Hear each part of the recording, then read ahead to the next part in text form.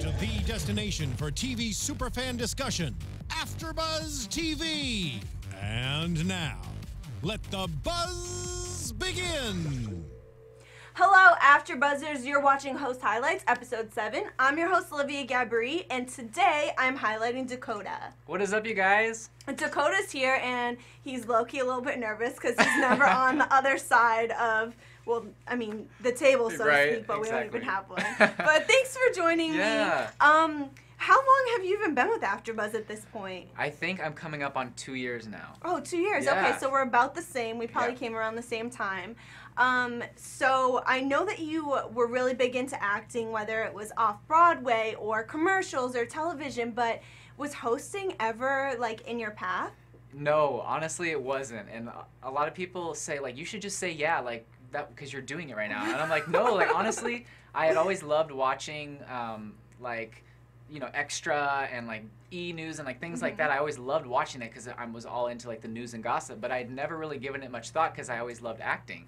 And so whenever I moved out here, I actually stumbled across AfterBuzz because I was looking up like the Keeping Up with the Kardashians after show.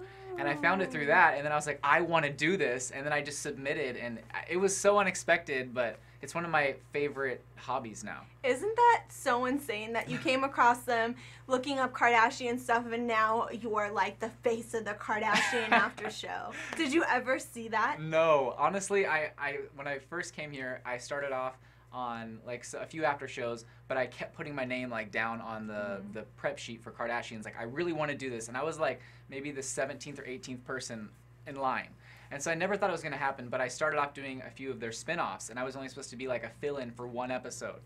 And then like low-key they just decided they were wanting to keep me, and they didn't really ask the other person to leave, but the other person had scheduling conflicts a lot. So then I just kind of took over for that, and then after that I just decided I wanted to try to be a fill-in for Kardashians, and then it all just happened, and then now I'm like the lead host of Kardashians Weekly. Your way in there. I know, I'm a snake.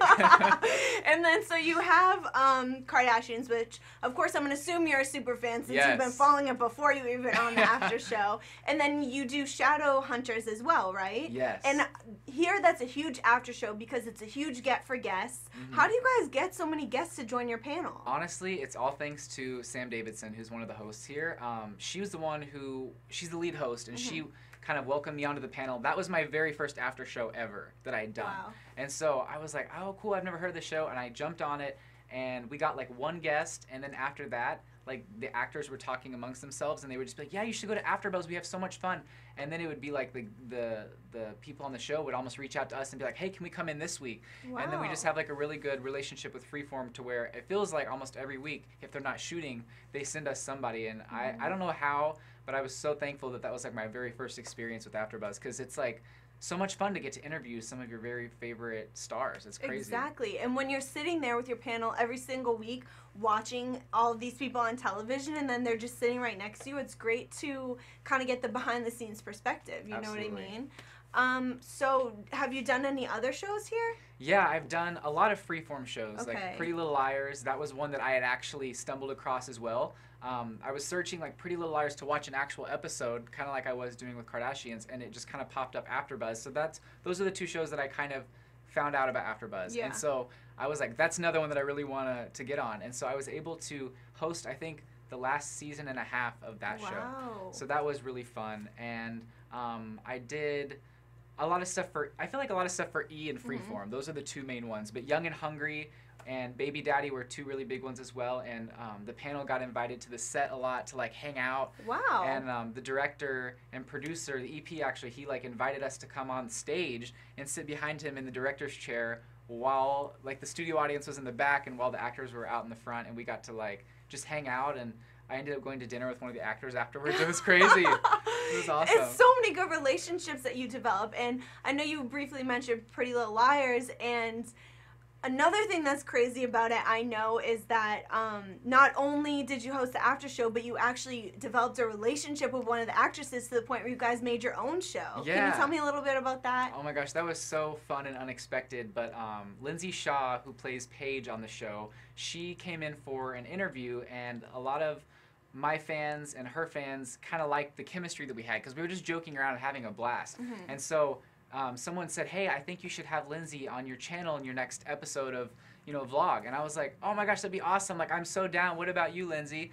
And she was like, I'm so down. Like, hit me up. And she like DM'd me her phone number, and we just like started talking. And then we filmed like, I guess there's like 2 seasons. So there's like 4 episodes in each season. And I haven't been able to release the last 2 episodes yet because she's taking kind of like a hiatus and acting and stuff like that. But once she's back and I get the go, I feel like it'd be awesome to release the last 2 episodes. But it was so much fun, and we did a lot of fun things. Like one of the weirdest things that I've ever experienced in my life was we were in this room, we were filming something fun, like I think we were painting or something. And she's like, oh my gosh, wouldn't it be so much fun if like you wrote something on my finger and I like tattooed it on my body? And I was like, tell me she got a tattoo. She did. What? She did. And so it says, what does it say? Like, oh yeah, on her fingers it says, peace be with you, in my handwriting. And like, that was one of my other vlogs, is I videoed us going to the tattoo place and like her getting my handwriting tattooed on her forever. Dakota, that's crazy. I know. Imagine you see her on TV and she has her, and you're like, whoa, that's me, I know. that's me. It was crazy. That's so awesome. It was fun. So you have that show with her, and I know you also have your own show here as well called Millennial Hollywood, right? Yes. So tell me about that. Like, what is Millennial Hollywood? So it started off kind of like the Lindsay and Dakota show that I did on my YouTube, and I was talking to Keven Undergaro, who is one of the co-founders and like the main people here at AfterBuzz, and he was saying, I would love if you took that and kind of made it an actual show on AfterBuzz. So we ended up putting it on Popcorn Talk, and so basically it's me interviewing people who are millennials, or people who cater to millennials, whether it be writers, producers, directors, actresses, actors, musicians, anyone like that. I have them on my show, and we talk about the industry and how they were able to attain so much success so young. And it's been so much fun just to kind of learn, and it's almost been like an educational series. 100%. And then now we're doing like it's called the top 5 millennial moments of the week, and it's something that I've developed where I try to talk about like the 5 most newsworthy topics, not just in entertainment, but millennials specifically. Can you give me an example? Yeah, so like recently Kylie Jenner came out with the Kylie truck, which is like a truck that tours around with her merchandise. And then like we talked about Tyrese's meltdown. Okay. He is lost, or I guess he's not able to see his child right now because of some of the public meltdowns that he's had. And so just all that drama. And I try to like throw in a lot of positive ones in there too, because a lot of news these days is very like negative. Very true. But the whole thing is it's supposed to be like a positive, fun thing.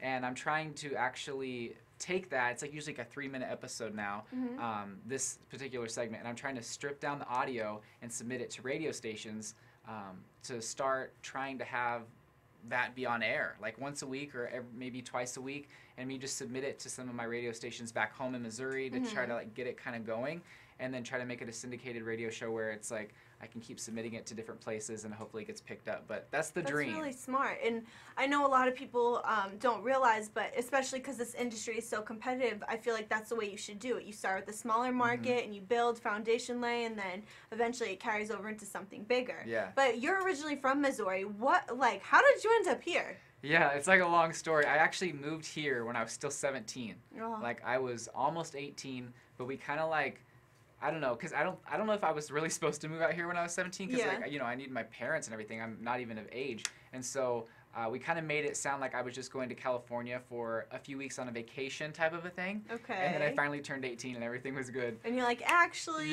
just kidding. But I was actually in the top 3 to get a role on Disney Channel. Oh wow. I was gonna be on like kind of like a High School Musical type of spin-off, but it was gonna be like a TV show. Okay. And so I was so excited, and I was going to be playing like the theater geek, kind of like Ryan, which is Sharpay's brother type of character. And I was so excited because I came from the same town as he did. Oh, wow. And so we had the same managers at the time, and they tried to help me get this. And it was so close. I graduated school early to come here and do this, and it didn't work out. So then I was like, I'm just going to stay here.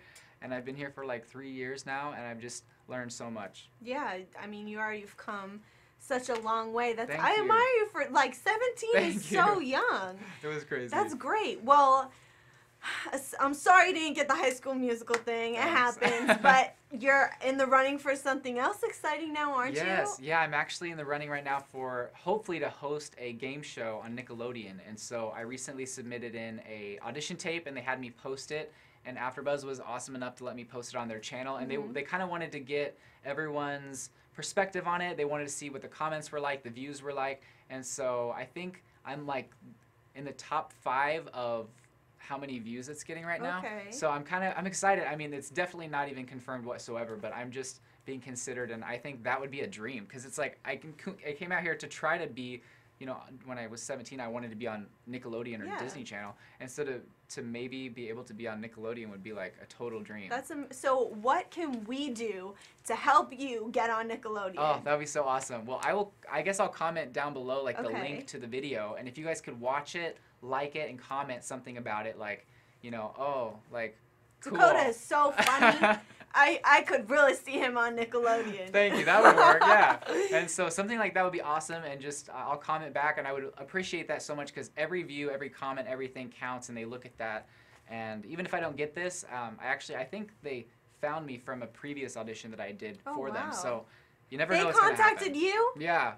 Huh. So we'll see. Funny how things work out. That's great. Okay, well, thank you so much for joining me tonight. And you guys know where to find Dakota. Well, where can we find you on social media? Yeah, you can find me everywhere at Mr. Dakota T. Jones. Okay, and then you can find him on Millennial Hollywood, which is on Popcorn Talk Network. Yeah. Sister Network here at AfterBuzz. Shadowhunters After Show. The Kardashians Weekly is what we call it. So all things Kardashian. Dakota's the expert. Thank you. Again, I'm your host, Olivia Gabaree. You can hit me up at thereal_O_G, and I will see you next week. From executive producers Maria Menounos, Keven Undergaro, Phil Svitek, and the entire AfterBuzz TV staff, we would like to thank you for listening to the AfterBuzz TV network.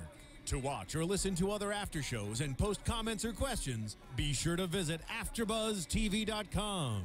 I'm Sir Richard Wentworth, and this has been a presentation of AfterBuzz TV. Buzz you later.